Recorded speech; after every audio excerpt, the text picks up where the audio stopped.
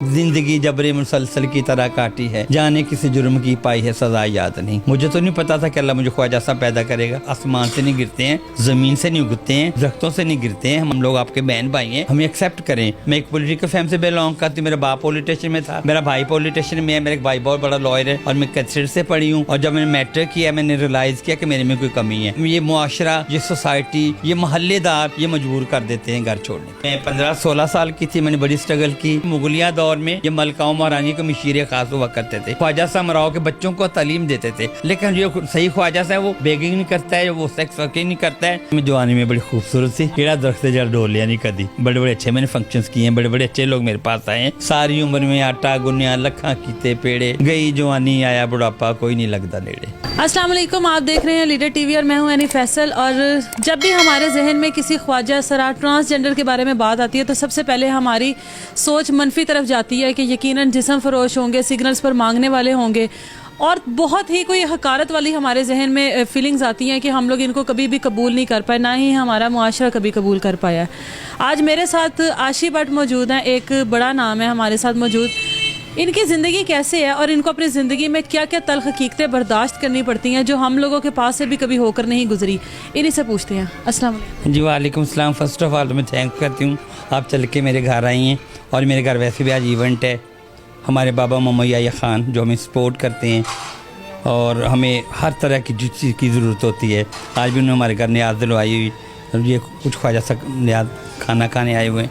तो ख्वाजा सा की स्ट्रगल तो जब ये पैदा होता है ना उस वक्त शुरू हो जाती है, क्योंकि घर वाले घर में रखना पसंद नहीं करते, घरों से किक आउट करवा देते हैं। मुआशरा सोसाइटी इनको एक्सेप्ट ही नहीं करता है। और तल्ख हकीकत क्या होगी? आप पैदा हुई, उसके बाद आपके घर वालों का क्या रिएक्शन था और उसके बाद आप कैसे अपने घर से निकली और वो ज़िंदगी कैसे शुरुआत की ज़िंदगी की? घर वाले तो सबके अच्छे होते हैं। अगर एक अब नॉर्मल बच्चा घर में रह सकता है, लूला लंगड़ा काना, माँ बाप उसको घर में रख सकते, तो हम लोगों को क्यों नहीं घर में रख सकते? लेकिन हमारे मुल्क में वही बात अवेयरनेस नहीं है। मोहल्लेदार सोसाइटी हमें एक्सेप्ट नहीं करती है, क्योंकि मुझे तो कोई कुछ नहीं कहेगा। मेरा कोई भाई या कोई बहन या कोई बाजार मेरी माँ जाएगी तो उसको हूट करेंगी, पंजाबी जो तेरे घर खुसरा पैदा हो गया है, तो वो घर वाले उनको तो कुछ नहीं कहेंगे। फिर घर आके अपने बच्चे को मारेंगे, डांटेंगे। तो फिर जाहिर वो बच्चा जब उसके साथ अच्छा बिहेव नहीं किया जाएगा तो अपना घर छोड़ के अपनी कम्युनिटी में आ जाएगा। आपके साथ भी ऐसा ही हुआ? मेरे साथ भी ऐसा हुआ। मैं एक पॉलिटिकल फैमिली से बिलोंग करती हूँ। मेरा बाप पॉलिटिशियन में था, मेरा भाई पॉलिटिशियन में है, मेरा भाई बहुत बड़ा लॉयर है और मैं कैथेड्रल से पढ़ी हूँ। और जब मैंने मैट्रिक किया मैंने रियलाइज़ किया कि मेरे में कोई कमी है।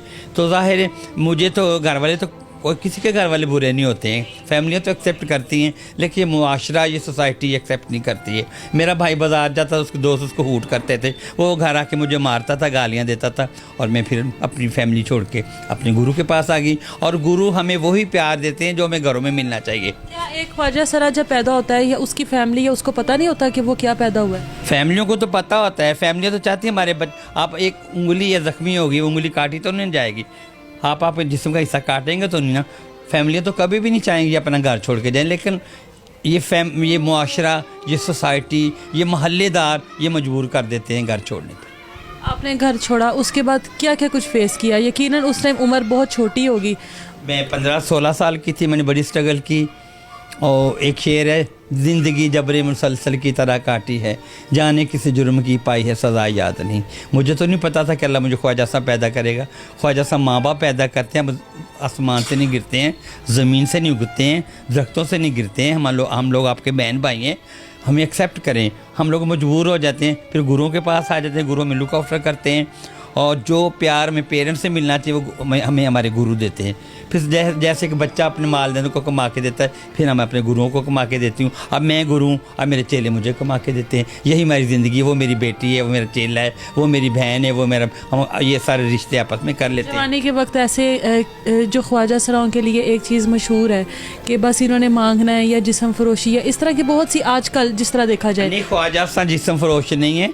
पहले कॉन्सेप्ट ये होता है, ये लोग नाच गाना करते थे, किसी के घर बच्चा पैदा होता है जाके लोरी देते हैं, पहले तो यही जहन में आता है। जाके शाहजहाँ वहाँ पे जाके सेरा गाते हैं और वहाँ से इतनी इनकम हो जाती है, इनकी गुज़रोकात अच्छी हो जाती है। ये गलत तासर है। जो जिस्म फरोशी करते हैं वो ख्वाजा सा नहीं है। ख्वाजा सा बेचारे 7 बजे के बाद अपने घरों से नहीं निकलते हैं। हाँ जी, वो ख्वाजा सा नहीं है। इसका मतलब जो आजकल हम लोगों को रोड्स पर खड़े नजर आते हैं, जो ख्वाजा सरा होते हैं, जो सिग्नल्स पर मांगते नजर आते हैं, वो ख्वाजा सरा नहीं। हैं वो ख्वाजा, उनकी सोल यही है। देख ख्वाजा सरा महल, ख्वाजा महलों में रहने वाले। आपके इल्म में शायद नहीं कि मुगलिया दौर में ये मलकाओं महारानी के मशीरे ख़ास हुआ करते थे। ख्वाजा सा मराओ के बच्चों को तालीम देते थे। ख्वाजा सा वो हैं, ये ख्वाजा सा नहीं है, ये चीज़ें हैं ट्रांसजेंडर, जिन्होंने अपना जेंडर चेंज किया हुआ है। सोल उनकी भी यही है। लेकिन जो सही ख्वाजा सा है वो बेगिंग नहीं करता है, वो सेक्स वर्किंग नहीं करता है, वो सिर्फ उठ के जिन घरों में उनके लिए दुआ करते हैं और अपने मुल्क के लिए दुआ करते हैं, अपने मिलने जुलने वालों के लिए दुआ करते हैं, जो लोग हमें देते हैं सुबह जिनके घरों में हम जाते हैं उनके लिए दुआ करते हैं। मुझे ये बताएं कि आपने जवानी यहाँ पर गुजारी है, तो क्या वो आपके पास सुना है बहुत बड़े बड़े सियासतदान भी आते थे और बड़े बड़े लोग आते थे आशी भट्ट के उस मुकाम पर जहाँ पर आशी भट्ट होती थी, क्या वजह है इसके पीछे? ज़ाहिर में जवानी में बड़ी खूबसूरत थी। आप अभी बहुत खूबसूरत है। पंजाबी दी मिसाल है, केड़ा दरख्त जड़ डोल लिया नहीं कदी। तो ज़ाहिर है मैं भी बड़े बड़े अच्छे मैंने फंक्शंस किए हैं, बड़े बड़े अच्छे लोग मेरे पास आए हैं। लेकिन अब लगता है आप बुढ़ापे में मुझे कहीं से फैर मरवाने का इरादा है आप, ताकि इस उम्र में आके कोई मुझे आके मार जाए। ऐसे सवाल आप ना करें। कभी किसी ने दोबारा पलट कर पूछा नहीं कि वो इतनी खूबसूरत एक चंचल हसीना होती थी, आज वो किस हाल में है? कभी किसी ने पूछा, कभी पलट कर राब्ता किया? वो एक है ना, मैं अपने बच्चे अपने पेरेंट्स को नहीं पूछते हैं। वो एक शेर है, सारी उम्र में आटा गुन्निया लखां कीते पेड़े, सारी उम्र में आटा गुन्निया लखां कीते पेड़े, गई जवानी आया बुढ़ापा कोई नहीं लगता नेड़े। तो बुढ़ापे में तो बड़े बड़े साथ छोड़ जाते हैं। अच्छा मुझे ये बताएं कि आजकल हम लोग देख रहे हैं कि ट्रांसजेंडर्स जो अपना जेंडर भी चेंज करवा रहे हैं या ख्वाजा सराबी, इनकी तादाद में मुसलसल इजाफा हो रहा है, इसके पीछे क्या वजह? ज़ाहिर है हमारे मुल्क में बेरोज़गारी है, तो वो लोग समझते हैं कि ये बड़ा आसान काम है, लेकिन उनको नहीं पता है ये तो पत्थर की रोटी है। ख्वाजा सरा तो जब पैदा होता है वो तो उसी वक्त मर जाता है। ख्वाजा सरा की कोई ज़िंदगी नहीं, बहन भाइयों से रिश्ते कट जाते हैं, एक कमरे में बंद हो जाते हैं। ईद होती, शब रात होती, सर पे हाथ रखने वाला नहीं होता है। अकेली रोते हैं, अकेले ही हंसते हैं। लोग तो मर के कब्रों में जाते हैं, ख्वाजा सा तो ज़िंदा अपनी कब्रों में दफन है। इनके कमरे की लाइट ऑफ होती है या अपनी कब्र में दफन हो जाते हैं। ज़िंदगी की ऐसी कौन सी ख्वाहिश है जो इस वजह से पूरी नहीं हो सकी कि आप ये पैदा हुए? कि काश अल्लाह मुझे कंप्लीट बनाता, मैं औरत होती मेरे बच्चे होते, मैं कंप्लीट मर्द होता मेरे बच्चे होते। यही हसरत है कि काश मेरा भी कोई बच्चा होता। लेकिन फिर भी शुक्र अल्लाह का, 2 हाथ सलामत हैं, 2 कान, 2 आँखें। अल्लाह ने मुझे जो भी ऐप दिया वो ढका छपा है, ओपन नहीं है। तो खुश हूँ मैं, अल्लाह ने मुझे जो भी बनाया, अल्लाह ने मुझे जानवर नहीं बना दिया, इंसान तो बनाया ना। आप इमोशनल होगी, मैं अब नहीं रोती हूँ, मैंने रोना। मुझे ये बताएं कि माँ बाप बहन भाइयों में से कोई मिला कभी? नहीं, कभी कोई नहीं मिला। उस लम्हे के बाद जब आप घर से निकली कभी नहीं? कभी नहीं किसी ने पूछा। जहाँ तक कि जब मेरी अम्मी की डेथ हुई है, मैं जनाजे पे गई थी, मुझे धक्के दे के घर से निकाल दिया गया था। अम्मी के जनाजे पर? हाँ जी, वहाँ पे मुझे बैठने नहीं दिया गया था। कि मैंने आपको बताया मैं एक रिच फैमिली से बिलोंग कर, सियासी फैमिली। मेरे भाई कहने लगे तुम यहाँ से निकल जाओ, तुम्हें टीवी पे सब लोग देखते हैं, तुम्हारी बदनामी होगी, तुमने मुंह देख लिया है, चलो फ़ौरन यहाँ से निकल जाओ। वो लम्हा मुझे सारी ज़िंदगी नहीं भूलेगा कि मैं ना अपनी माँ के जनाजे को कंधा दे सकी, ना अपनी माँ को मैं जी भर के रो सकी। याद आती है बहन भाइयों की? बहुत। अम्मी की तो डेथ हो गई है, बहनें बहुत याद आती हैं, भाई बहुत याद आते हैं, लेकिन कोई हमसे तावन नहीं, कोई हमसे मिलना पसंद ही नहीं करता। इसमें मेरा तो कोई कसूर नहीं है, ये तो अल्लाह की बनाई चीज़ है ना। आपके पास और भी अब लड़कियां आती होंगी, जाहिर है ख्वाजा सरा भी आते होंगे, आप अब बड़ी हो गई हैं, आप जाहिर है जिस तरह से आपको लोगों ने पनाह दी थी, आपके गुरु ने, आप भी आज उस मुकाम पर हैं, तो किस तरह के आते हैं आपके पास और किस हद तक वो टूटे होते हैं? जाहिर है घरों से निकलता है वो टूट फूट के घर से निकलता है। जब घर में उससे अच्छा बिहेव नहीं किया जाएगा, अच्छा सलूक नहीं करेंगे, पेरेंट्स अच्छा नहीं समझेंगे, बहन भी अच्छा नहीं समझेंगे, तो फिर मेरे पास आ जाते हैं। फिर उनको मैं अपने दामन में छुपा लेती हूँ, जैसे मेरे गुरु ने मुझे अपने दामन में छुपाया था। उनके साथ रोती हूँ, उनके साथ हंसती हूँ, उनके दुख शेयर करती हैं, उनकी खुशियाँ सेलिब्रेट करती हैं।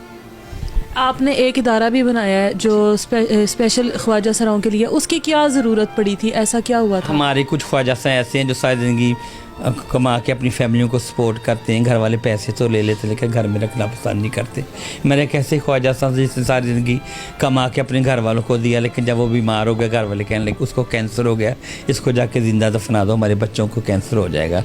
उसको मैं उठा के अपने पास ले, उसको मैंने इलाज किया लेकिन वो राम बेचारा बच सका। उसके बाद मैं एक मकामी हॉस्पिटल के पास से गुजर रही थी, तो उन दिनों में एक नजी टीवी पे शो करती, मैं काफ़ी फेमस हो गई थी। तो एक लड़का मेरे पास आया, कहता है आप आशी भट्ट? मैंने कहा जी। कहता जी आपका एक ख्वाजा सा 8 दिन से अंदर मरा पड़ा, उसको कोई डेड बॉडी लेने नहीं आया। मैं अंदर गई जाके, बस बड़ा लंबा किस्सा है। जी पुलिस चौकी के पास जाओ, पुलिस वालों को उन्होंने उनको पैसे दिए, अमले के पास से उन्होंने पैसे मांगे, बड़ी मुश्किल से उसकी मैंने तदफीन की। उसके बाद फिर मैंने कहा मैंने कौन सा बेटा या बेटी बयानी है, मेरे पास जो मेरी जवानी के पैसे अकाउंट थे, मैंने उनके लिए उनका एक शेल्टर रूम बनाया जिसका नाम है Behgar foundation the right for Khwaja Sahab. वहाँ पे 50+ ख्वाजा साहब रह रहे हैं, या जो किसी को HIV पॉजिटिव है, नेगेटिव है, हेपेटाइटिस C है, B है, किसी भी किस्म का कोई मौलिक मर्ज़ है, कोई अपने पास रखना पसंद नहीं करता, वहाँ पे हर चीज़ अवेलेबल है, वहाँ पे आकर रह सकती है। अच्छा, मैंने एक और चीज़ सुनी है कि ख्वाजा सरा की दुआ और बद्दुआ दोनों फौरी लग जाती हैं, ये क्या मामला है? तो ज़ाहिर है लगेगी नहीं दुआ। हम लोग तो दुआएं देने के लिए हम लोग पैदा हुए हैं। हम सुबह उठ के फजर की नमाज के बाद आप लोगों के लिए दुआ करते हैं, या अल्लाह जो बेऔलाद है उसको औलाद देना, या अल्लाह जो बीमार है उसको तंदुरुस्ती देना, या अल्लाह जो बेरोज़गार है उसको रोज़ी देना। हम सुबह उठ के आप लोगों के लिए दुआ करते हैं। अपनी ज़िंदगी में कोई ऐसा लम्हा है जब दिल से किसी के लिए बड़ी आह निकली हो, बहुत ही कुछ बुरा हुआ हो और आपने दिल से आह निकाली हो? अब ये तो नहीं हो सकता कि ना आया हो, क्योंकि हमारे मुआशरे का अलमिया है, लोगों का रवैया ही ऐसा होता है। वो कौन सा ख्वाजा सा जो रो के नहीं सोता है? वो कौन सा ख्वाजा सा जिसके दिल से आह नहीं निकलती है? तो जाहिर है मेरे भी दिल से कभी आह ही निकलती है। कोई अच्छा बिहेव नहीं करता है, अच्छा कोई ऐसा रवैया किसी का याद है जो बहुत ही ज़्यादा गिरा हुआ हो? छोड़ें, रहने दें। नहीं, कुछ एक आधा कोई बताए जो आज तक याद हो। हाँ याद है, क्योंकि जब मैं ये शेल्टर रूम बनाने लगी थी ना, तो ये मैं अंदरून सिटी बनाने लगी थी, तो मैंने प्लाट वाले से बात की, तो कहता जी भट्ट साहब आपने अपना घर बनाना है।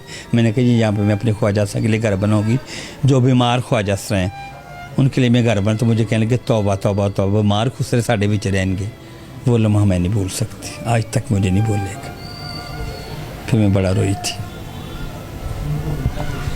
हम लोगों से बेहतर ये है एटलीस्ट अपने इर्द गिर्द के जो लोग हैं जो इन्हीं के जेंडर में से हैं उनका ख्याल तो करते हैं। हम लोगों को तो ये नहीं पता होता कि हमसाये ने हमारे खाना खाया या नहीं खाया, और हम लोग अपने घर में दावतों के मज़े उड़ा रहे होते हैं। अपने इर्द गिर्द के लोगों के ऊपर नज़र दौड़ाया करें और देखा करें कि कौन ज़रूरतमंद है, किसको आपकी ज़रूरत है। उसके लिए ज़रूरी नहीं है कि वो आपके ही जेंडर का हो, वो कोई भी हो सकता है। इसी के साथ मुझे इजाज़त दीजिए, अपना ख्याल रखिए, अल्लाह हाफ़िज़।